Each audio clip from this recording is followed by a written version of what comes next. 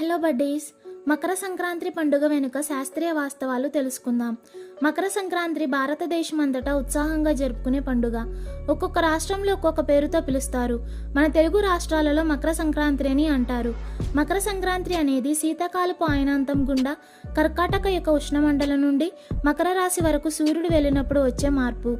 దీంతో భూమి తన ఉత్తరం వైపు తిరిగే భాగాన్ని ప్రారంభిస్తుంది. ఇది వేసవి కాలం ప్రారంభమవుతుందని సూచిస్తుంది. దీనికి ముందు సూర్యుడు దక్షిణ అర్ధగోళంలో ఉండేవాడు. దీని కారణంగా భారతదేశంలో రాత్రులు ఎక్కువ మరియు పగలు తక్కువగా ఉండేది.